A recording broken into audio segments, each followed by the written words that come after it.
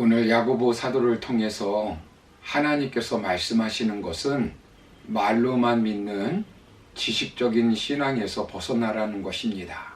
당시 일부 교인들은 하나님을 믿는다고 하면서 선행은 하지 않고 논쟁만 일으키는 교인들이 있었습니다.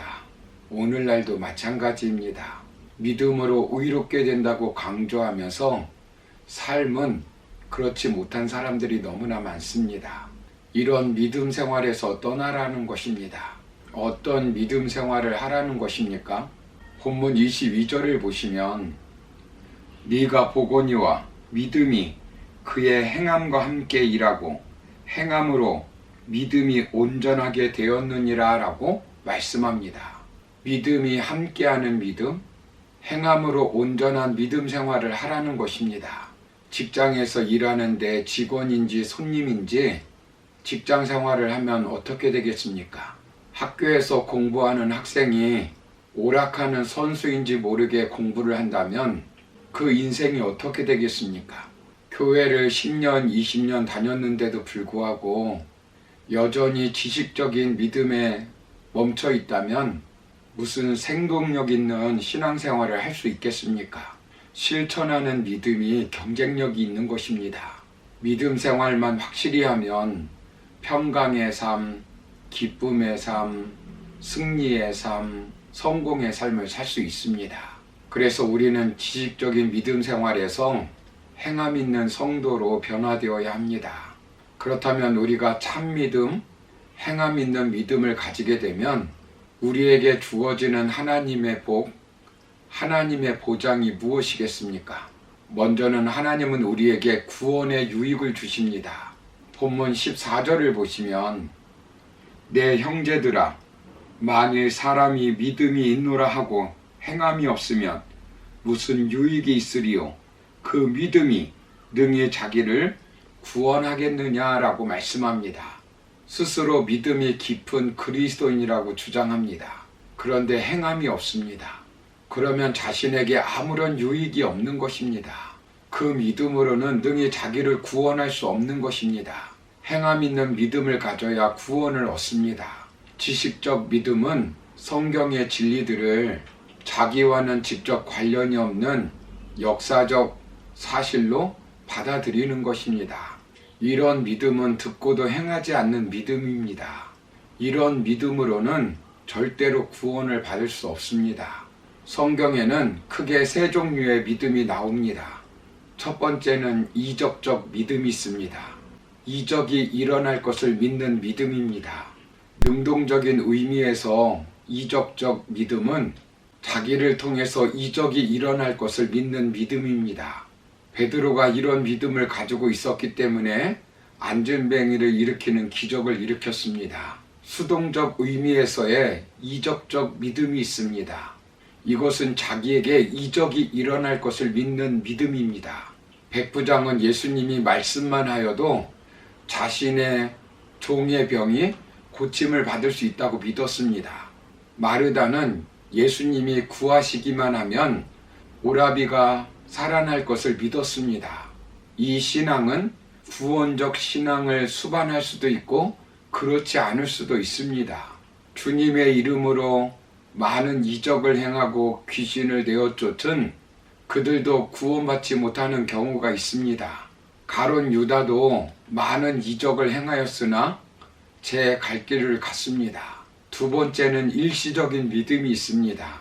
이 믿음은 씨 뿌리는 비유에서 돌밭이나 가시떨기에 뿌려진 자로서 말씀을 기쁨으로 받되 곧 넘어지거나 결실치 못하는 자들을 말합니다. 7 집사 중에 니골라라고 하는 사람이 있습니다. 일시적으로 예수님을 믿고 직분을 받았지만 결국 니골라당을 만들어서 이단의 괴수가 되었습니다. 히브리서 6장 4절 이하를 보시면 한 번 빛을 받고 하늘의 은사를 맛보고 성령에 참여한 바 되고 하나님의 선한 말씀과 내세의 능력을 맛보고도 타락한 자들이라 라고 말씀합니다. 이런 믿음은 중생으로 말미암은 것이 아니라 감정의 뿌리를 받고 있는 것으로 하나님의 영광보다는 오히려 인간적인 기쁨을 추구하는 것입니다. 디모데전서 1장 19절을 보시면 어떤 이들이 이 양심을 버렸고 그 믿음에 관하여는 파선하였고 라고 말씀합니다. 디모데후서 4장 10절을 보시면 대만은 이 세상을 사랑하여 라고 말씀합니다. 즉 사도 바울을 버리고 떠나간 것입니다. 세 번째로 진정 구원받은 믿음은 행함이 있는 믿음, 참 믿음, 구원적 믿음입니다. 참된 믿음은 그 자리를 마음, 곧 지, 정, 의 이 모든 것을 포함한 인격에 두고 중생에서 비롯된 신앙인이라고 말할 수 있습니다. 역사적인 신앙이 지성의 자리를 두나 주님께로 향한 회개의 눈물이나 사랑, 감사 같은 감정이 결여되고 또 말씀대로 살아가고자 하는 의지가 결여된 신앙입니다. 일시적인 신앙은 단순한 감정에만 자리 잡은 신앙이라 말할 수 있습니다. 참된 신앙이란 성령의 중생시키는 역사로 말미암아 하나님의 진리의 말씀을 통하여 영적 진리를 깨닫고 거기에서부터 주님께로 향한 뜨거운 회개의 눈물과 구원의 은혜에 대한 감사, 주님께 대한 사랑이 용솟음치게 되며 한 걸음 더 나아가 이제 자기 육체에 따라 살지 아니하고 주님의 거룩하신 뜻을 따라 살고자 하는 의지적 결단이 이루어지는 것입니다. 그러므로 참된 구원적 신앙은 그 사람의 전인격에 근본적인 변화를 일으키는 신앙입니다. 그래서 문제만 맡기는 삶이 아니라 인생 전체를 하나님께 맡기는 삶을 살게 되는 것입니다.